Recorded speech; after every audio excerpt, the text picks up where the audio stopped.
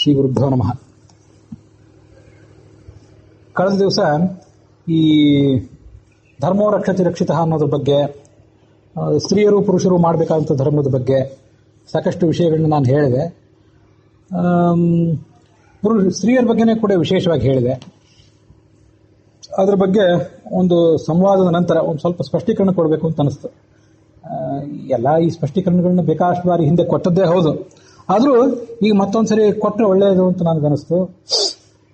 ಮತ್ತು ಒಂದು ವಿಷಯ ನನಗೆ ಯಾವತ್ತು ಸ್ಪಷ್ಟವಾದ ಕಲ್ಪನಾ ಇದೆ. ಪ್ರವಚನ ಮಾಡೋದು ಅಷ್ಟು ಸುಲಭನೋ, ಯಾವುದೇ ವಿಷಯವನ್ನು ಆಚರಣೆಗೆ ತರೋದು ಅಷ್ಟು ಸುಲಭ ಅಲ್ಲ. ಮತ್ತು ಯಾವುದೋ ದೊಡ್ಡ ಸುಧಾರಣೆ ಮಾಡಿಬಿಡ್ತೀನಿ ಅಂತಂದು ನನಗೆ ಭ್ರಾಂತಿನೂ ಇಲ್ಲ. ಆದರೆ ಸುಮ್ಮನೆ ಕೂಡುವಂತಿಲ್ಲ. ಯಾವುದಕ್ಕೂ ನಮ್ಮ ಅಭಿಪ್ರಾಯ ಆದರೂ ನಾವು ಹೇಳಬೇಕಲ್ಲ. ಹೇಳದೆ ಹೋದರೆ ಏನಾಗ್ತದೆ, ಮುಂದಿನ ಪೀಳಿಗೆಗೆ ಧರ್ಮ ಅಂದರೆ ಏನು, ಅದ್ರ ತಿರುಳೇನು, ಯಾಕೆ ನಾವು ಧರ್ಮಾಚರಣೆಯನ್ನು ಮಾಡಬೇಕು ಅನ್ನೋದನ್ನು ಅವರಿಗೆ ತಿಳಿಸುವಂಥ ಒಂದು ಜವಾಬ್ದಾರಿ ನಮ್ಮದಿದೆ. ಇದು ಇಲ್ಲೇ ಹೋದರೆ ಯಾವ ಜವಾಬ್ದಾರಿಯೂ ನಮಗಿಲ್ಲ. ನಾವು ಬೇಕಾಬಿಟ್ಟು ಹಸಿ ಬಿಸಿಯಾಗಿ ಧರ್ಮಾಚರಣೆ ನಾವು ಮಾಡ್ತೀವಿ.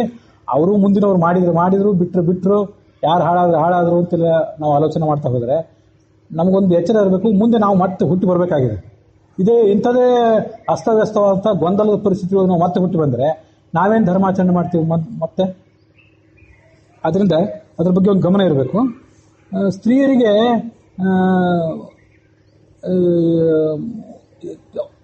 ವಿಹಿತವಾದಂಥ ಕೆಲವು ಆಚಾರ ವಿಚಾರಗಳ ಬಗ್ಗೆ ಎಲ್ಲ ಕಳೆದ ದಿವಸ ಹೇಳಿದೆ. ಅದರಲ್ಲಿ ಸ್ತ್ರೀಯರನ್ನು ಸಾಕಷ್ಟು ಟೀಕೆನೂ ಮಾಡಿದೆ.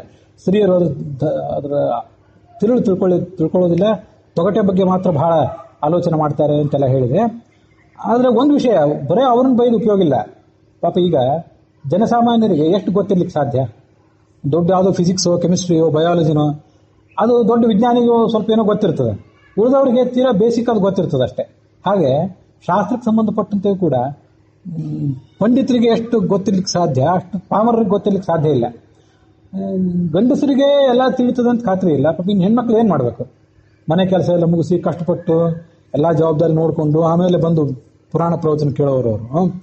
ಅಂಥವರಿಗೆ ಎಲ್ಲ ಗೊತ್ತಿರಬೇಕು, ಅವ್ರೇನು ತಪ್ಪೇ ಮಾಡಲೇಬಾರ್ದು ಅಂತ ನಾವು ನಿರೀಕ್ಷೆ ಮಾಡೋದು ತಪ್ಪು. ಅವರಿಗೆ ಸರಿಯಾದಂಥ ಒಂದು ಪರ್ಯಾಯ ವ್ಯವಸ್ಥೆ ಅದನ್ನು ಮಾಡೋದು ನಮ್ಮ ಜವಾಬ್ದಾರಿ. ಅದನ್ನು ಮಾಡಬೇಕು.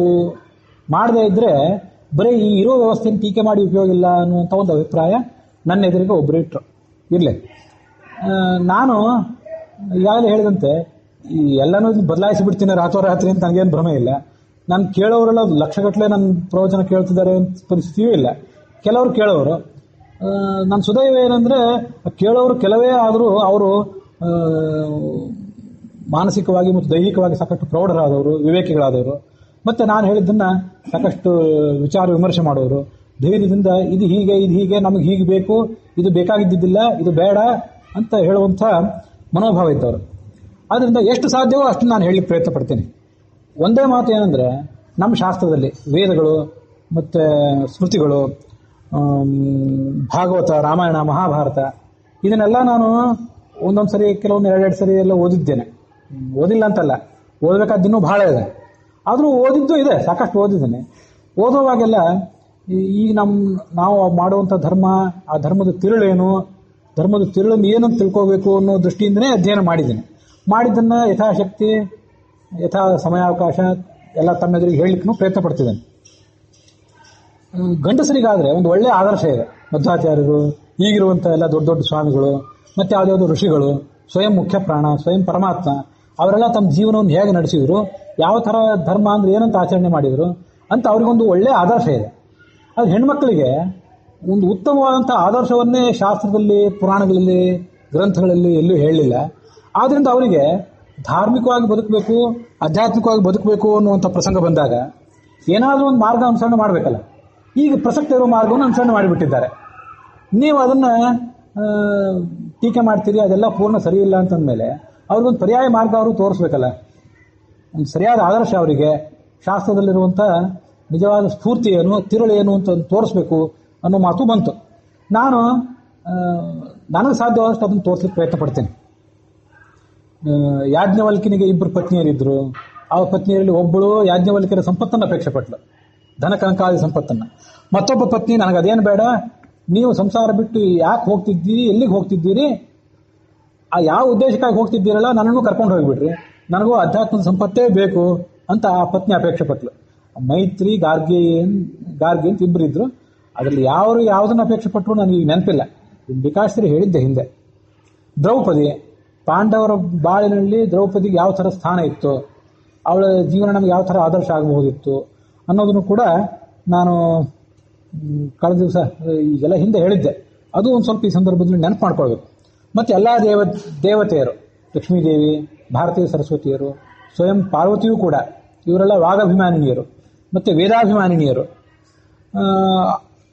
ಒಂದು ವಿಷಯ ನಾನು ಒಪ್ತೇನೆ, ಪುರುಷರ ಬಗ್ಗೆ, ಪುರುಷರು ಮಾಡಿದಂಥ ಸಾಧನೆಗಳ ಬಗ್ಗೆ ಅದು ನಮಗೆ ಉತ್ಸಾಹ ಕೊಡುವ ರೀತಿಯಲ್ಲಿ, ನಮಗೊಂದು ಸ್ಫೂರ್ತಿ ಕೊಡುವ ರೀತಿಯಲ್ಲಿ ಶಾಸ್ತ್ರದೊಳಗೆ ಎಷ್ಟು ವರ್ಣಿತ ಆಗಿದೆ, ಅಷ್ಟು ಪ್ರಮಾಣದಲ್ಲಿ ಸ್ತ್ರೀಯರು ಮಾಡಿರುವ ಸಾಧನೆಗಳು, ಸ್ತ್ರೀಯರು ಮಾಡಿರುವಂಥ ಧಾರ್ಮಿಕ ಚಟುವಟಿಕೆಗಳು ಅಷ್ಟು ಅದ್ರ ಬಗ್ಗೆ ವರ್ಣನೆ ಇಲ್ಲ ಶಾಸ್ತ್ರದೊಳಗೆ. ಅದನ್ನು ನಾನು ಒಪ್ತೇನೆ.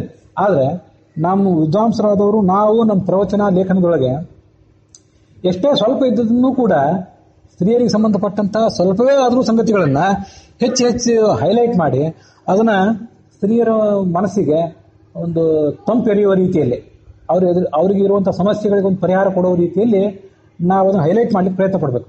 ನಾವು ಇದರೊಳಗೆ ಪೂರ್ಣ ಸಕ್ಸಸ್ ಕಾಣ್ತೀವಿ ಅಂತ ಸಾಧ್ಯ ಇಲ್ಲ. ಹಾಗೆ ನೋಡಿದರೆ ಅದಕ್ಕೆ ಬೇಕಾದಂಥ ಅನುಭವ, ಜ್ಞಾನ, ಅಧ್ಯಯನ ಇದೆಲ್ಲ ನಮಗೆ ಬಹಳ ಕಡಿಮೆ ನಮ್ಮಂಥವರಿಗೆ. ಆದರೂ ಬಿಡುವಂತಿಲ್ಲ, ಏನಾದರೂ ಸಾಧ್ಯವಾದಷ್ಟು ನಾವು ಅದ್ರ ಬಗ್ಗೆ ಪ್ರಯತ್ನ ಮಾಡ್ತಿರ್ಬೇಕು. ಇನ್ನು ಮುಂದೂ ಕೂಡ ಮಾಡ್ತೀನಿ ಅಂತ ಈ ಸಂದರ್ಭದಲ್ಲಿ ಹೇಳ್ತೇನೆ ಅಷ್ಟೇ. ನಿನ್ನೆ ಹೇಳಿದ ಮೇಲೆ ಇವತ್ತೊಂದು ಸ್ವಲ್ಪ ಏನು ಸ್ಪಷ್ಟೀಕರಣ ಕೊಡ್ತಿದ್ದೇನಲ್ಲ, ಹೇಳಬೇಕಾದನ್ನೆಲ್ಲ ಹೇಳ್ತಿದ್ದೀನಿ ಅಂತಲ್ಲ. ಆದರೆ ಇನ್ನು ಮುಂದೆ ಏನು, ಯಾವ ದೃಷ್ಟಿಯಿಂದ ಶಾಸ್ತ್ರಗಳನ್ನು ಮತ್ತೊಮ್ಮೆ ಓದುವಾಗ, ಮಹಾಭಾರತ, ರಾಮಾಯಣ, ಭಾಗವತ, ಪುರಾಣ, ವೈದಿಕ ಸಾಹಿತ್ಯ ಇದನ್ನೆಲ್ಲ ಓದುವಾಗ ಈ ದೃಷ್ಟಿಕೋನವನ್ನು ಇಟ್ಕೊಂಡು ಸಮಾಜದ ಸರ್ವಾಂಗೀಣ ಅಭಿವೃದ್ಧಿಗೆ ಕಾರಣ ಆಗಿರಬೇಕು ಅನ್ನೋ ದೃಷ್ಟಿಕೋನ ಇಟ್ಕೊಂಡು ಇನ್ನೊಂದ್ಸರಿ ಓದ್ತೇನೆ. ಓದಿ ಅದು ತಿರುಳು ಅರ್ಥ ಮಾಡ್ಕೊಳ್ಳಿಕ್ಕೆ ಮತ್ತೊಮ್ಮೆ ಪ್ರಯತ್ನ ಪಡ್ತೀನಿ. ಅದನ್ನು ನಿಮ್ಮ ಎದುರಿಗೆ ಪ್ರೆಸೆಂಟ್ ಮಾಡ್ಲಿಕ್ಕೆ ಪ್ರಯತ್ನ ಪಡ್ತೀನಿ ಅಂತ ಇಷ್ಟು ಹೇಳ್ತೀನಿ ಅಷ್ಟೇ. ಈ ಸದ್ಯ ನೀವು ಎಲ್ಲ ಅನುಭವಿಸ್ತಿರುವ ಸಮಸ್ಯೆಗಳಿಗೆ ನನ್ನ ಮಾತು ರಾಮಬಾಣ ಅಂತ ನೀವು ತಿಳ್ಕೊಬೇಡ್ರಿ, ನಾನು ತಿಳ್ಕೊಂಡಿಲ್ಲ. ಸಾಧ್ಯವಾದಷ್ಟು ಹೇಳಲಿಕ್ಕೆ ಪ್ರಯತ್ನ ಪಡ್ತೇನೆ. ಮತ್ತೆ ಬೇಕಾದಷ್ಟು ಸರಿ ವಿದ್ವಾಂಸರಿಗೂ ಪ್ರವಚನಕಾರರಿಗೂ ಎಲ್ಲ ವಿನಂತಿ ಮಾಡಿದ್ದೇನೆ. ಇದನ್ನು ಯಾರು ವಿದ್ವಾಂಸರು ಪ್ರವಚನಕಾರರು ಕೇಳೋದಾದ್ರೆ ಅವರಿಗೂ ನಂದೊಂದು ವಿನಂತಿ, ತೊಗಟೆ ಬಗ್ಗೆ ತೀರಾ ಬಹಳ ವೈಭವೀಕರಣ ಮಾಡಿ ಅದನ್ನು ಜನರ ಮುಂದೆ ಇಡಬೇಡ್ರಿ. ಕೆಲವು ಕನ್ನಡದ ಸಾಹಿತ್ಯಗಳಲ್ಲಿ ಅಲ್ಲಲ್ಲಿ ಇದ್ರ ಬಗ್ಗೆ ಎಲ್ಲ ವೈಭವೀಕರಣ ಇದೆ, ಅದು ನಿಮಗೆ ಗಮನಕ್ಕೆ ಬಂದಿರಲಿಕ್ಕಿಲ್ಲ ಅಂತ ಕೆಲವರು ನನಗೆ ಹೇಳಿದರು. ಹೌದು, ನಾನೇನು ಬಹಳ ದಾಸ ಸಾಹಿತ್ಯ ಓದಿಲ್ಲ, ಕೆಲವು ಕಡೆ ಬಂದಿರಬೇಕು.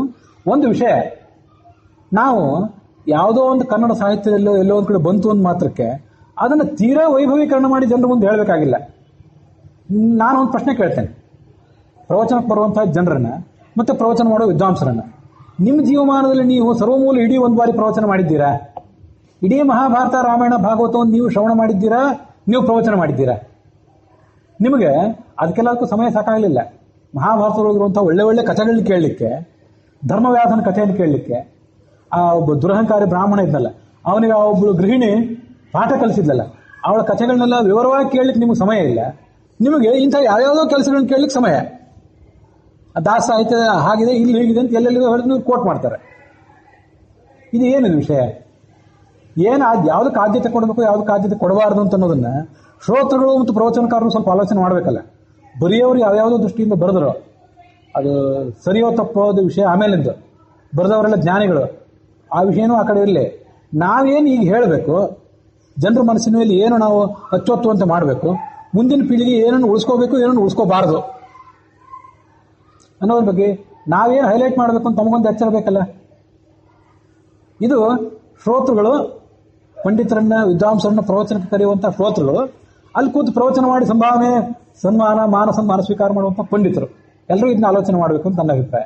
ಹೀಗೆಲ್ಲ ಮಾಡಿಬಿಟ್ರೆ ಒಂದು ಅರ್ಧ ಸಮಸ್ಯೆ ಬಗೆಹರಿದಂಗೆ.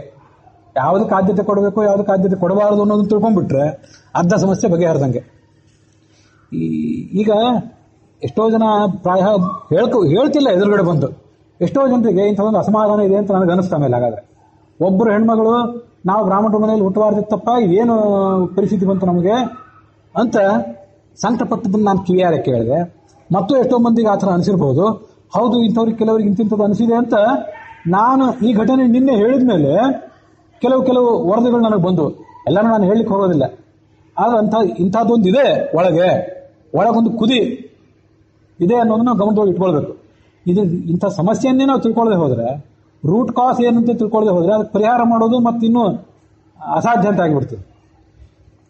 ಸಮಾಜದಲ್ಲಿ ಅತೃಪ್ತಿಗೆ ಒಂದು ಧರ್ಮದ ತೊಗಟೆ ಬಗ್ಗೆನೇ, ಅದರ ಆಚರಣೆ ಬಗ್ಗೆನೇ ಒಂದು ಅತ್ಯುತ್ಸಾಹ, ಅತ್ಯಂತ ಹುರುಪು, ಅಸಹ್ಯ ಅನಿಸುವಂಥ ಹುರುಪು. ಇದಕ್ಕೆಲ್ಲ ನಾವು ಪರಿಹಾರ ಕಂಡುಕೊಳ್ಳೋ ಪ್ರಯತ್ನ ಮಾಡದೆ ಹೋದರೆ ಧರ್ಮ ಇನ್ನು ಮುಂದೆ ಅದ್ರ ಮುಂದೆ ನಮ್ಮ ಕೈ ಬಿಡ್ತಾ ಹೋಗ್ತದೆ. ನಾವು ಅದಕ್ಕೆ ಮೂಕರಾಗಿ ನೋಡ್ತಾ ನಿಂತ್ಕೋಬೇಕಾಗ್ತದೆ. ಮತ್ತು ಅದರ ಪರಿಣಾಮ ಬೇರೆ ಯಾರೋ ಅನುಭವಿಸ್ತೀವಿ ಅಂತ ತಿಳ್ಕೊಬೇಡ್ರಿ, ನಾವೇ ಇದನ್ನು ಅನುಭವಿಸ್ಬೇಕು. ಇದು ಕಲಿಯುಗ ಹೀಗೆ ಆಗೋದು ಅಂತ ಹೀಗೆ ಇದ್ದರೆ ನಾವು ಹಾಳಾಗೋಣ, ಅವರು ಹಾಳಾಗೋಣ, ಬಿಟ್ಬಿಡೋಣ, ಏನೋ ಹಾಕೊಳ್ಳಿ. ಆದರೆ ಒಂದು ಸ್ವಲ್ಪ ಮಟ್ಟಿನ ಪ್ರಜ್ಞಾವಂತಿಕೆ ಆದರೂ ಬೇಕು. ತೀರಾ ಬಹಿರ್ಮುಖನಾಗಿ ನಾವು ಬದುಕೋದು ಬೇಡ. ನಮ್ಮ ಪ್ರತಿಯೊಂದು ನಡೆ ನುಡಿ, ಪ್ರತಿಯೊಂದು ಮಡಿ ಮೈಲಿಗೆ, ಆಚಾರ, ನಮ್ಮ ಮಾತು, ಕಥೆ, ಧರ್ಮಕ್ಕೆ ಸಂಬಂಧಪಟ್ಟಂತೆ, ಅಧ್ಯಾತ್ಮಕ್ಕೆ ಸಂಬಂಧಪಟ್ಟಂತೆ ನಾವು ಮಾಡೋದೆಲ್ಲ, ಗಂಡಸರು ಮಾಡೋದೆಲ್ಲವೂ ಹೆಂಗಸರ ಕುಟುಂಬದ ಮೇಲೆ, ಹೆಂಗಸರು ಮಾಡೋದೆಲ್ಲವೂ ಕುಟುಂಬದ ಮೇಲೆ, ಹಾಗೆ ಪಂಡಿತರು ಸನ್ಯಾಸಿಗಳು ಮಾಡೋದೆಲ್ಲ ಸಮಾಜದ ಮೇಲೆ ಒಂದು ರೀತಿ ಪರಿಣಾಮ ಬೀರ್ತಿರ್ತದೆ. ಅದು ಏನು ಪರಿಣಾಮ ಬೀರ್ತದೆ ಅಂತ ಅನ್ನೋದನ್ನು ನೋಡಲಿಕ್ಕೆ ಬಹಳಷ್ಟು ನಮಗೊಂದು ಜಾಗೃತಿ ಬೇಕು. ಶಾಸ್ತ್ರದಲ್ಲಿ ಒಂದು ಮಾತಿದೆ, ಆ ಮಾತು ಹೇಳಿ ಇವತ್ತಿನ ಮುಕ್ತಾಯ ಮಾಡ್ತೇನೆ. ಇದನ್ನ ಹೇಳ್ತಾ ಕೂತು ಇನ್ನೂ 2 ದಿವಸ ಹೇಳ್ತಾ ಹೋಗ್ಬೋದು. ಆದರೆ ಸಾರ ಏನು ಅಂತ ಹೇಳಿ ಮುಗಿಸಿದ್ದೀನಿ ಅಂತ ಅನಿಸ್ತೀನಿ ನನಗೆ. ಯಸ್ಯ ನಾಸ್ತಿ ಸ್ವಯಂ ಪ್ರಜ್ಞಾ ಶಾಸ್ತ್ರಂ ತಸ್ಯ ಕರೋತಿ ಕಿಂ ಯೋಚನಾಭ್ಯಾಂ ವಿಹೀನಸ್ಯ ದರ್ಪಣ ಕಿಂ ಕರಿಷ್ಯತಿ. ಯಾರಿಗೆ ಸ್ವಂತ ಬುದ್ಧಿ ಇಲ್ವೋ, ಸ್ವಂತ ವಿವೇಕ, ಕಾಮನ್ ಸೆನ್ಸ್ ಅನ್ನೋದಿಲ್ವೋ, ಅವನು ಎಷ್ಟು ಶಾಸ್ತ್ರ ಓದಿದ್ರೇನು ಉಪಯೋಗ? ಏನು ವೇದ ಓದಿದ್ರೇನು, ರಾಮಾಯಣ ಮಹಾಭಾರತಗಳನ್ನು ಪ್ರವಚನ ಮಾಡಿದ್ರೇನು, ಶ್ರವಣ ಮಾಡಿದ್ರೇನು, ಉಪಯೋಗ ಏನು? ಅದಕ್ಕೊಂದು ಅದ್ಭುತವಾದಂಥ ದೃಷ್ಟಾಂತ ಏನು ಅಂದರೆ, ಸ್ವಂತ ಕಣ್ಣೇ ಇಲ್ಲದೆ ಇದ್ದವನಿಗೆ ಕನ್ನಡಿಯಿಂದ ಏನು ಉಪಯೋಗ? ಕಣ್ಣೇ ಇಲ್ಲದೆ ಇದ್ರೆ ಕನ್ನಡಿ ಎಷ್ಟು ದೊಡ್ಡ ಕನ್ನಡಿ ಏನು, ಅದಕ್ಕೆ ಆನೆ ದಂತದ ಕಟ್ಟು ಹಾಕ್ಸಿದ್ರೇನು, ಬಂಗಾರದ ಕಟ್ಟು ಹಾಕ್ಸಿದ್ರೇನು, ಆ ಕನ್ನಡಿಯಿಂದ ಏನು ಉಪಯೋಗ? ಒಬ್ಬ ಪಾಶ್ಚಾತ್ಯ ತತ್ವಜ್ಞಾನಿ, ಯಾರೊಬ್ಬ ತತ್ವ ವಿಮರ್ಶಕ ಅಂತ ಒಂದು ಮಾತು, ಒಂದು 250 ಗ್ರಾಮಿನಷ್ಟು ಶಾಸ್ತ್ರಜ್ಞಾನವನ್ನು ಉಪಯೋಗ ಮಾಡಲಿಕ್ಕೆ 750 ಗ್ರಾಮಿನಷ್ಟು ಸಾಮಾನ್ಯ ಜ್ಞಾನ ಬೇಕು, ಕಾಮನ್ ಸೆನ್ಸ್ ಬೇಕು ಅಂತ ಅವ್ನು ಹೇಳಿದ ಮಾತು. ಒಂದು 1/4 ಕಿಲೋ ಶಾಸ್ತ್ರಜ್ಞಾನ ಉಪಯೋಗ ಮಾಡಲಿಕ್ಕೆ 1 ಕಿಲೋದಷ್ಟು ಸಾಮಾನ್ಯ ಜ್ಞಾನ ಬೇಕು, ಕಾಮನ್ ಸೆನ್ಸ್ ಬೇಕು. ಅದಿಲ್ಲದೆ ಹೋದರೆ ಯಾವ ಶಾಸ್ತ್ರಜ್ಞಾನವೂ ನಮ್ಗೆ ಉಪಯೋಗವೇ ಆಗೋದಿಲ್ಲ. ಏನೇನೋ ಪ್ರವಚನ ಮಾಡೋದು, ಏನೇನೋ ಕೋಟ್ ಮಾಡೋದು, ಜನರಿಗೂ ಒಂದೇನೋ ಅರ್ಥ ಆಗೋದು, ಅವರೊಂದು ಮತ್ತೊಂದೇನೋ ಆಚರಣೆಗೆ ತರೋದು, ಕೊನೆಗೆ ನಾವು ಭಯೋತ್ಪಾದಕರಂತೆ ಆಗಿಬಿಡ್ತೇವೆ ಅಷ್ಟೇ. ಮತ್ತೆ ನಾವು ಯಾವ ಧರ್ಮಾಚರಣೆಯನ್ನು ಸಕೇಶರದು ತಲೆ ಬೋಳಿಸೋದಾಗಲಿ, ಒಂದು ದಿನನಿತ್ಯ ನಾವು ಮಾಡುವಂಥ ಮಡಿ ಮೈಲಿ ಆಗಲಿ, ಯಾವುದನ್ನು ನಾವು ಗೋಳಾಟ ಮಾಡೋದು ಬೇಡ. ಗೋಳಾಟ ಮಾಡಿ ಉಪಯೋಗ ಇಲ್ಲ. ಬಿಟ್ಟರೆ ಪಾಪ ಬರ್ಬೋದು, ಇಲ್ಲ ಅಂತಲ್ಲ. ಆದರೆ ನೀವು ಇಡೀ ಜೀವನವನ್ನು ಪಾಪ ಬರದಂತೆ ಕಳೆದಿದ್ದೀರಾ? ನನ್ನೊಂದು ಪ್ರಶ್ನೆ. ಗಂಡಸರಿಗೂ ಹೆಂಗಸರಿಗೂ, ವಿದ್ವಾಂಸರಿಗೆ ಸನ್ಯಾಸಿಗಳಿಗೆ ಎಲ್ಲರಿಗೂ ಮಾಡಬೇಕಾದ ಕೆಲಸ ಎಲ್ಲ ಮಾಡಿದ್ದೀರಾ? ಮಾಡಬಾರ್ದೆಲ್ಲ ಬಿಟ್ಟಿದ್ದೀರಾ? ಅದು ಬಿಡ್ರಿ, ನಂದು ಹೋಗಲಿ, ನಾನೇ ಮಾಡಿದ್ದೀನ, ಉಳಿದವರಿಗೆ ಅಂದೇನು ಉಪಯೋಗ? ನಾನೇ ಪೂರ್ಣ ಪಾಪರಹಿತನಾಗಿ ಶಾಸ್ತ್ರದಲ್ಲಿ ಹೇಳಿದಂತೆ ಬದುಕಿದ್ದೀನ? ನಾನೇ ಬದುಕಿಲ್ಲ ಅಂದಮೇಲೆ ಒಂದು ತಲೆ ಬೋಸಲಿಲ್ಲ, ಒಂದು ಕಚ್ಚೆ ಹಾಕಲಿಲ್ಲ ಅನ್ನೋ ಕಾರಣಕ್ಕೆ ನೀವು ಇಷ್ಟೊಂದು ನೆಲ ಮುಗಿಲು ಒಂದು ಮಾಡುವಂತೆ ಕೂಗಾಡ್ತೀರಿ, ಆರ್ಭಟ ಮಾಡ್ತೀರಿ. ಇದು ಎಲ್ಲಿ ತೊಗೊಂಡು ಹೋಗೋದು ನಮ್ಮನ್ನ? ತಿಳ್ಕೊಬೇಕಲ್ಲ ಇದನ್ನು. ಹೆಂಗಸರು ತಿಳ್ಕೋಬೇಕು, ಸ್ವಾಮಿಗಳು ತಿಳ್ಕೋಬೇಕು, ಸನ್ಯಾಸಿಗಳು ತಿಳ್ಕೋಬೇಕು, ಪೀಠಾಧಿಪತಿಗಳು, ಪ್ರವಚನಕಾರರು, ಜನಸಾಮಾನ್ಯರು ಎಲ್ಲರೂ ತಿಳ್ಕೋಬೇಕು. ಹೀಗೆ ಮನಃಪೂತಂ ಸಮಾಚಾರ ಐತಂತ ಶಾಸ್ತ್ರದಲ್ಲಿ ಬಂದು, ಭಾಗವತದಲ್ಲಿ ಬಂದು ಮಾತಾಡೋದು. ನಿನ್ನೆ ಅದನ್ನು ಹೇಳಿದ್ದೆ, ಇವತ್ತು ಇನ್ನೊಂದ್ಸರಿ ಹೇಳ್ತೀನಿ. ಎದುರಿಗೆ ದೃಷ್ಟಿಪೂತಂ ನೆಸೆಯತ್ಪಾದಂ ವಸ್ತ್ರಪೂತಂ ಪಿಬೇಜ್ಜಲಂ ಸತ್ಯಪೂತಾಂ ವದೇದ್ವಾಜಂ ಮನಃಪೂತಂ ಸಮಾಚರೇತ್. ಎದುರಿಗೆ ಹೆಜ್ಜೆ ಇಡಬೇಕಾದ್ರೆ ಕಣ್ಣಿಂದ ನೋಡಿ ಅಲ್ಲೇನು ದಾರಿ ಸ್ವಚ್ಛ ಇದೆಯಲ್ಲೋ ಅಂತ ನೋಡಿ ಇಡು. ಮುಳ್ಳಿರಬಾರ್ದು, ಹೊಲಸಿರಬಾರ್ದು, ಎರಡೂ ನಮಗೆ ಬಾಧಕನೇ. ನೀರು ಕುಡಿಯುವಾಗ ನೀರಿನ ಬಟ್ಟೆಯಿಂದ ಸೋಸಿ ನೀರು ಕುಡಿ, ಎರಡನೇ ಮಾತು. ಸತ್ಯಪೂತಾಂ ವದೇದ್ವಾಚಂ, ಮಾತಾಡುವಾಗ ಆಡುವ ಮಾತು ಸತ್ಯಕ್ಕೆ ಪೂರಕವಾಗಿರಲಿ, ಸತ್ಯವನ್ನೇ ಅದು ಆಡುವಂತಿರಲಿ. ಕೊನೆಯ ಮಾತೇ ಬಹಳ ಅದ್ಭುತ. ಮನಃಪೂತಂ ಸಮಾಚಾರೇ, ಯಾವುದು ನಿನ್ನ ಮನಸ್ಸಿಗೆ ಹಿಡಿಸ್ತದೆ ಅತ್ಯಂತ ಸಂತೋಷದಿಂದ ನೀವತ್ತು ಸಾಯಂಕಾಲ 4 ಗಂಟೆಗೆ ಊಟ ಮಾಡು, ಗಂಟೆಗಟ್ಟಲೆ ಜಪ ಮಾಡಿ ವೈಶ್ವದೇವ ಉಪಾಸನ, ಒಂದು ಹಸುವಿನ ಹಾಲು ಕರೆಯುವಷ್ಟು ಕಾಲ ನಿರೀಕ್ಷೆ ಮಾಡಿ, ಒಬ್ಬ ಬ್ರಾಹ್ಮಣ ಬರೋ ತನಕ ಕಾಯ್ದು ಅವನಿಗೆ ತೀರ್ಥ ಕೊಟ್ಟು ಅವನಿಗೆ ಭೋಜನ ಮಾಡಿಸಿ ಮುಂದೆ ನೀನು ದಿವಸಕ್ಕೆ ಒಂದೇ ಹೊತ್ತು ಊಟ ಮಾಡು, ಅತ್ಯಂತ ಸಂತೋಷದಿಂದ ಇರು. ಇದೇನು ಗೋಳಾಟಪ್ಪ ಈ ಬ್ರಾಹ್ಮಣ ಜನ್ಮ ಅಂತ ಮಾತ್ರ ನಮ್ಮ ಬಾಯಿಂದ ಬರದೇ ಇರೋ ಅಂತ ಆಗಲಿ. ನಾನಿಲ್ಲಿ ಆಯುರ್ವೇದ ಕಾಲೇಜಿನಲ್ಲಿದ್ದಾಗ ಒಬ್ರು ಕೇಳಿದ್ರು, ಬ್ರಾಹ್ಮಣ ಜೀವನ ಬಹಳ ಕಷ್ಟ ಅಲ್ರಿ, ಒಬ್ರು ಹೆಣ್ಮಗಳು ಕೇಳಿದ್ರು. ನಾ ಹೇಳಿದೆ, ಕಷ್ಟ ಮನುಷ್ಯನ ಜೀವನಗಳಿಗೆ ಎಲ್ಲರಿಗೂ ಇದ್ದದ್ದೇ. ಒಂದು ವಿಷಯ, ನಿಮ್ಮ ದಿನಚರಿ ಹೇಳ್ರಿ ಅಂತ ಹೇಳಿದೆ ನಾನು. ನೀವು, ನಿಮ್ಮ ಗಂಡ, ನಿಮ್ಮ ತಂದೆ ಏನು ದಿನಚರಿ ಮಾಡ್ತೀರಿ ಬೆಳಗ್ಗೆಯಿಂದ? ಏನೇನೋ ಹೇಳಿದ್ರು. ಪಾಪ ಹೆಣ್ಮಗಳು ಏನು ಮಾಡ್ತಾರೆ, ಸ್ನಾನ ಮಾಡಿ ದೇವರಿಗೆ ಒಂದು ಅರ್ಶಿನ ಕುಂಕುಮ ಏರಿಸಿ ಒಂದು ಆರತಿ ಬೆಳಗ್ಗೆ ಒಂದೇನೋ ಸಕ್ಕರೆ ನೈವೇದ್ಯ ಇಟ್ಟು 5 ನಿಮಿಷದಲ್ಲಿ ಹೊರಗೆ ಬರ್ತಾರೆ. ನಾವು ಬ್ರಾಹ್ಮಣರು 3 ಹೊತ್ತು ಸಂಧ್ಯಾವಂದನೆ ಮಾಡ್ತೀವಿ, ದೇವ್ರ ಪೂಜೆ ಮಾಡ್ತೀವಿ, ಉಪಾಸನ ಮಾಡ್ತೀವಿ. ವೈಶ್ವದೇವ ಯಾಕೆ ಮಾಡ್ತೀವಿ ಗೊತ್ತಾ?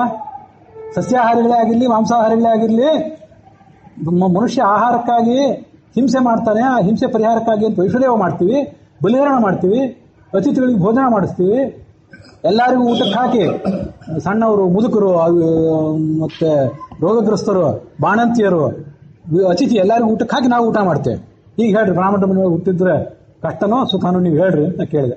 ಅವ್ರು ಸುಮ್ಮನೆ ಆಗ್ಬಿಟ್ಟು ಇದೆಲ್ಲ ಶಾಸ್ತ್ರದಲ್ಲಿ ಇದೆಯಾ ಅಂತ ಕೇಳಿದ್ರು. ನಿಮ್ಗೇನು ನಿಮ್ಮ ದುರ್ದೈವ, ನಿಮ್ಗೆ ಯಾರೂ ಹೇಳಲಿಲ್ಲ, ನೀವು ತಿಳ್ಕೊಳ್ಳೋ ಪ್ರಯತ್ನವೂ ಮಾಡಲಿಲ್ಲ. ಪ್ರಶ್ನೆ ಬ್ರಾಹ್ಮಣ ಮನೆಯೊಳಗೆ ಹುಟ್ಟೋದು ಸುಖನೋ ಕಟ್ಟದ್ದು ಅಂತಲ್ಲ, ಅಲ್ಲಿ ಹುಟ್ಟಿ ಏನು ಮಾಡ್ತೀವಿ ಅನ್ನೋದು. ಬ್ರಾಹ್ಮಣರ ಮನೆಯೊಳಗೆ ಹುಟ್ಟದೇ ಇದ್ರೂ ಕೂಡ ಮನುಷ್ಯ ವಿವೇಕಿಯಾಗಿ ತತ್ವಜ್ಞಾನಿಯಾಗಿ, ನಮ್ಮ ಮೊನ್ನೆ ಚಾತುರ್ವರ್ಣಕ್ಕೆ ಸಂಬಂಧಪಟ್ಟಂತೆ ಅದನ್ನು ಹೇಳಿದೆ. ಬ್ರಾಹ್ಮಣ್ಯ ಅನ್ನೋದು ಶರೀರಕ್ಕೆ ಸಂಬಂಧಪಟ್ಟಂತ ಬ್ರಾಹ್ಮಣ್ಯ ಇದೆ, ಒಳಗಿನ ಬ್ರಾಹ್ಮಣ್ಯ ಸ್ವರೂಪಕ್ಕೆ ಸಂಬಂಧಪಟ್ಟಂತ ಮತ್ತೊಂದು ಬ್ರಾಹ್ಮಣ್ಯ ಇದೆ. ಆ ಬ್ರಾಹ್ಮಣ್ಯ ಇದ್ದ ಮೇಲೆ ಒಂದು ವೇಳೆ ಈ ಜನ್ಮದಲ್ಲಿ ಶರೀರತಃ ಬ್ರಾಹ್ಮಣ ಹುಟ್ಟದೇ ಇದ್ರು ಆತ ಸುಖಿಯೇ, ವಿವೇಕಿನೇ, ಅವನು ಪರಮಾತ್ಮನ ಅನುಗ್ರಹ ಪಾತ್ರನೇ. ಇಲ್ಲದೆ ಹೋದ್ರೆ ಎಲ್ಲಿ ಹುಟ್ಟಿದ್ರೇನು, ಇಲ್ಲಿ ಹುಟ್ಟಿದ್ರೇನು, ಅಲ್ಲಿ ಹುಟ್ಟಿದ್ರೇನು, ಎಲ್ಲ ಒಂದೇ. ಅದನ್ನು ಮಾಡದೆ ಹೋದ್ಮೇಲೆ ಇದು ಇಲ್ಲೇ ಆಯುರ್ವೇದ ಕಾಲೇಜಲ್ಲಿ ಒಬ್ರು ಹೆಣ್ಮಗಳು ನಾನು ಕೇಳಿದ್ದು, ಬ್ರಾಹ್ಮಣರು ಮನೆಯಲ್ಲಿ ಹುಟ್ಟೋದು ಬಹಳ ಕಷ್ಟ ಅಲ್ವಾ? ಅವರು ಕೇಳಿದ್ರು, ಬೇರೆ ಜಾತಿಯವರು ಕೇಳಿದ್ರು, ನಮ್ಮವರು ಕೇಳಿದ್ರು, ಬ್ರಾಹ್ಮಣರ ಮನೆಯಲ್ಲಿ ಹಿಂಸೆ ಆಗ್ಬಿಟ್ಬಾರ್ದಪ್ಪ ಅಂತ. ಎಲ್ಲ ನನ್ನ ಜೀವಮಾನದಲ್ಲಿ ನನ್ನ ಸುತ್ತಮುತ್ತಲು ಎಲ್ಲ ಮಾತುಗಳನ್ನು ಕೇಳಿ ಇದ್ರ ಹಿನ್ನೆಲೆ ಏನು, ಅದ್ರ ಹಿಂದಿನ ಮಾನಸಿಕತೆ ಏನು, ನಾವೇನು ಮಾಡಬೇಕು ಅನ್ನೋದನ್ನು ತಿಳ್ಕೊಳ್ಳೋ ಪ್ರಯತ್ನ ಮಾಡ್ತಿದ್ದೇನೆ. ಇವು ನಾನು ಹೇಳ್ತಿರೋ ವಿಷಯಗಳು ಕೆಲವರಿಗೆ ಸಮಸ್ಯೆನೇ ಅಲ್ಜಾ ಇರಬಹುದು, ಇನ್ನು ಕೆಲವರಿಗೆ ಇದೊಂದು ಭಯಂಕರ ಸಮಸ್ಯೆ ಇರಬಹುದು, ಇನ್ನು ಕೆಲವರಿಗೆ ಇದೊಂದು ಮಧ್ಯಮ ಸಮಸ್ಯೆ ಇರಬಹುದು. ಅದೇನೇ ಇರಲಿ, ಹೇಳಬೇಕಾದ ನನ್ನ ಕರ್ತವ್ಯ ಅಂತ ಹೇಳಿದ್ದೇನೆ. ಎಲ್ಲ ಹೇಳಬೇಕಾದ್ದೆಲ್ಲನೂ ಹೇಳಿದ್ದೇನೆ ಅಂತಲ್ಲ, ಮುಂದೂ ಇದನ್ನು ಇನ್ನಷ್ಟು ಒಂದೇ ವಿಷಯ. ಶಾಸ್ತ್ರದಲ್ಲಿ ಸಮಾಜದ ಎಲ್ಲ ರೀತಿಯಾದ ಜನರು ಕೂಡ, ಸ್ತ್ರೀಯರು ಪುರುಷರು ಕೂಡ ಅತ್ಯಂತ ಸುಖಿಗಳಾಗಿ ಸಂಪನ್ನ ಜೀವನ ನಡೆಸಲಿಕ್ಕೆ ಬೇಕಾದ ಸಂಪನ್ಮೂಲ ಅಲ್ಲಿದೆ. ನಾವು ಅದನ್ನು ಹೇಳಬೇಕಷ್ಟೇ. ಇಷ್ಟೊಂದು ಭರವಸೆ ಕೊಡ್ತೇನೆ. ಅದನ್ನು ತೆಗೆದು ತೋರಿಸಬೇಕಾದ್ದು ಇನ್ನೂ ನಕ್ಕಿಂತ ದೊಡ್ಡದವರಾದಂಥ ಜ್ಞಾನಿಗಳು, ಅನುಭಾವಿಗಳು ಅವ್ರ ಕರ್ತವ್ಯ. ಹಾಗಂತ ನಾನು ಸುಮ್ಮನೆ ಕೂಡಲ್ಲ, ನನ್ನಿಂದ ಸಾಧ್ಯ ಅಂತ ಹೇಳಿ ಪ್ರಯತ್ನ ಪಡ್ತೇನೆ ಮುಂದೆ. ಈಗ ಹೇಳಿದ್ದನ್ನು ಇಷ್ಟು ಹೇಳಿಕ್ಕೆ ನಂಗೆ ಸಾಧ್ಯ. ಈಗ ನಮಗೆ ಶಾಸ್ತ್ರದ ಬಗ್ಗೆ ಒಂದು ಭರವಸೆ ಇರಲಿ, ಮತ್ತು ಶಾಸ್ತ್ರವನ್ನು ತಿಳ್ಕೊಳ್ಳಿಕ್ಕೆ ನಮಗೆ ಸಿಕ್ಕಿರುವಂಥ ಈಗಿನ ಅನುಕೂಲಗಳಿವೆಯಲ್ಲ, ಒಂದೇನೋ ಜನ್ಮ, ಒಂದು ಯಾವುದೋ ಪರಿಸರ, ಏನೋ ಅನುಕೂಲಗಳು. ಕೆಲವು ಅನುಕೂಲಗಳು ಬ್ರಾಹ್ಮಣರಿಗೆ ಸಿಕ್ತಿರೋದಿಲ್ಲ, ಬ್ರಾಹ್ಮಣ ಅಲ್ಲದೆ ಇದ್ದವರಿಗೂ ಅಂತ ಕೆಲವು ಅನುಕೂಲಗಳು ಸಿಗ್ತಿರ್ತವೆ. ಬ್ರಾಹ್ಮಣರಾದವರು ಆ ಅನುಕೂಲಗಳನ್ನು ಸದುಪಯೋಗ ಪಡಿಸ್ಕೋತಿರೋದಿಲ್ಲ ಕೆಲವರು. ಇವೆಲ್ಲ ವಿಷಯ ಸಮಾಜದಲ್ಲಿ ವೈಪರೀತ್ಯಗಳು. ಇವೆಲ್ಲದ್ರ ನಡುವೆನೇ ನಾವು ಸಂಪನ್ನವಾದ ಜೀವನ ನಡೆಸಲಿಕ್ಕೆ ಒಂದು ಪ್ರಯತ್ನ ಪಡಬೇಕಾಗಿದೆ. ಅದಕ್ಕೆ ಏನು ಹೇಳಲಿಕ್ಕೆ ಸಾಧ್ಯ ಆದರೆ ಇನ್ನು ಮುಂದೆ ಹೇಳ್ತೇನೆ, ಮುಂದೆ ಹೇಳಲಿಕ್ಕೆ ಪ್ರಯತ್ನ ಪಡ್ತೇನೆ ಅಂಥೇಳಿ. ನಿನ್ನೆ ಏನೋ 40 ನಿಮಿಷ ಹೇಳಿದ್ದೆ, ಅದು ಇವತ್ತು ಒಂದು 20 ನಿಮಿಷ ಹೇಳಿದಂಗೆ ಆಯಿತು. ಒಂದು ತಾಸು ಜಾತಿ ಪದ್ಧತಿ ಬಗ್ಗೆ ಒಂದು ಸುಮಾರು 2-2.5 ತಾಸು ಹೇಳಿದಂತಾಯಿತು. ಇದು ಒಂದೇ ತಾಸಿನಲ್ಲಿ ಮುಗಿದ ಸಂತೋಷ ಪಡೋಣ. ನಾಳೆ ಮಧ್ಯ ವಿಷಯ ಮುಂದುವರಿಸ್ತೇನೆ. ಇಲ್ಲಿಗೆ ಈ ಭಾಗ ಸಮಾಪ್ತಿಯನ್ನು ಕಂಡಿದೆ.